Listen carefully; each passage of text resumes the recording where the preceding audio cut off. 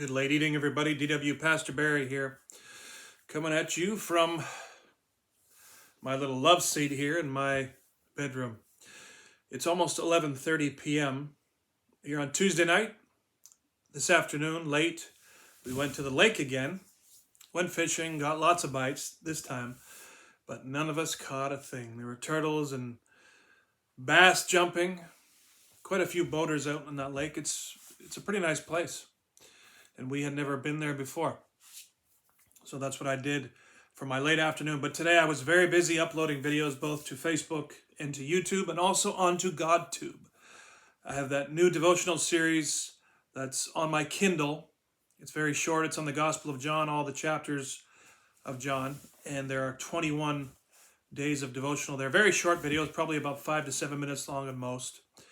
So stay tuned for those. One of them is already up for you to watch. Some of you have already seen it. That's what I've been doing for my day. And I did want to say that if you do appreciate these videos, if you watch them, you follow along with me, if you ever feel led, please do donate to the ministry because we really do need it. And we would appreciate it. You know, if you just, like I say, even $1, $5, just something, show your appreciation for the work that we're doing. Because it's a lot of effort after a while. And I posted today about how I've done over 1,200 devotional videos. There's probably close to 1,300, maybe even 1,400. I have a lot of videos still to upload, and I'm waiting to go through the cycle. And as you guys know, I'm now on the Andrew Murray devotional, chewing through this. This is day 199. We're almost at the 200-day mark. Amazing. This one, I don't even know what this word is. Emmaus, E-M-M-A-U-S. I haven't heard that term before. It's called Emmaus, the evening prayer. And we're going to look in Luke chapter 24. I'll read the verses they've scrunched together here.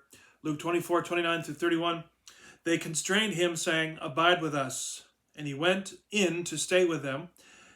As he sat at the table with them, their eyes were opened and they knew him. It's speaking about Jesus, but this is about the evening prayer. So let's take a look in our Bibles. You can grab your King James, your New King James, whatever you got, NLT. I got the MEV, it's called, the Modern English Version of the Bible. I bought this one. It's very well used. And I don't know if it's faded or somebody put something on it, but I like the color that it came out. Somebody's done something to it. My first Bible that I ever got like this was this color, and I still have it. It's on my bookshelf over there. And I got it in Kentucky 5 years ago. It's been a good Bible for me to use for devotional videos, and I appreciate it.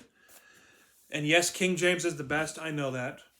And right now I'm reading in Job in my King James paralleled with Amplified Bible. I'm really hitting the word strong again. You know, I read the Bible almost every day in some capacity, but, you know, it's been a while since I've really hit it hard again. It's kind of like you go through these seasons. Sometimes you get heavy seasons of long prayer time, and sometimes it's not as long, and sometimes you're just busy. But I've gone out of my way to really hit the Bible more again and spend more time in prayer. And I was going to do some prayer time, but I thought I'd do this video first tonight, then get to that. And then Brother Tristan goes to school tomorrow. And so that affects my schedule as well. I have to be up even earlier, so I'm hoping to get to bed early tonight. All right, Luke chapter 24. Let's read verse 13 all the way to 31. It's quite a bit of reading, but we'll chew through it. The walk to Emmaus. Okay, so there it is. That's what it is. Right there. So it's obviously a location. I had forgotten that. But let's take a look. Now that same day, two of them were going to a village called Emmaus, about 7 miles from Jerusalem. Isn't it amazing how you can avoid a book in the Bible for a while and you go back to it and it's like it's fresh and it's new again? That's what it feels like right now. It's pretty cool. I like that, actually. So this place is 7 miles from Jerusalem. They were talking with each other about all these things that had happened. They're checking out the testimonies of what Jesus was doing. That's pretty neat. That ought to be a fly on the wall back then, right? When Jesus was here doing that. While they communed and reasoned together, Jesus himself drew near and went with them. But their eyes were kept from recognizing him. He said to them, "What kind of communication are you sharing with one another while you are walking and are sad. One of them, named Cleopas, answered him, "Are you the only foreigner in Jerusalem who does not know what has happened there in these days?" So we know this is after the resurrection of Jesus. They don't know that they're walking with Jesus. It's because God hasn't allowed them to recognize Christ, and their eyes haven't been opened yet. And God can do that. We can study the Bible, we can read it, and then all of a sudden God can turn the light on, and it's like, wow, I never saw that in the Word before. I get it now. And the Bible does say that knowledge would increase in the end times, and it certainly is doing that. He said to them, "What things?" They said to him, "Concerning Jesus of Nazareth, who was a prophet, powerful in deed and word before God and all the people, and how our chief priests and rulers handed him over to be sentenced to death and crucified him. But we were hoping that it was he who was to redeem Israel. Moreover, today is the third day since these things happened. Even some women from among us who arrived early at the tomb surprised us. When they did not find his body, they returned, saying that they had even seen a vision of angels who said that he was alive. Then some of those who were with us went to the tomb and found it just as the women had said, but they did not see him." He said to them, "O fools, and slow of heart to believe what the prophets have spoken. Was it not necessary for the Christ to suffer these things and to enter his glory?" And beginning with Moses and all the prophets, he explained to them the things concerning himself in all the scriptures. They drew near the village where they were traveling, and he seemed to be going farther. But they urged him, saying, "Stay with us, for it is nearly evening, and the day is far spent." So he went in to stay with them. As he ate at supper with them, he took the bread, blessed it, and broke it, and gave it to them.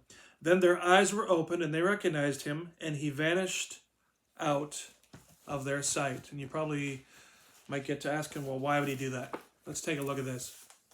Andrew Murray says, "Mary taught us what the morning watch can be for the revelation of Jesus to the soul. Emmaus reminds us of the place that the evening prayer may have in preparing for the full manifestation of Christ in the soul.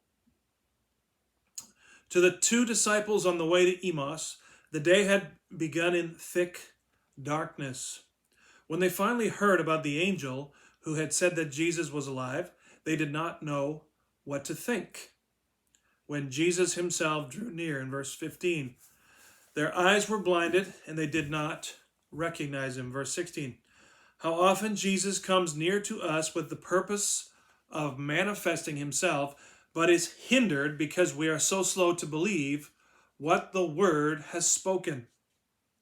But as the Lord talked with the two disciples, their hearts began to burn within them, and yet they never once thought that it might be him. It is often the same with us today. The Word becomes precious to us in the fellowship of the saints. Our hearts are stirred with the new vision of what Christ's presence may be, and yet our eyes are blinded and we do not see him. When the Lord acted as though he would have gone farther, their request, 'Abide with us,' constrained him. On his last night, Christ had given a new meaning to the word abide. They did not yet understand this, but by using the word, they received far more than they expected, a foretaste of the life of abiding, which the resurrection had now made possible.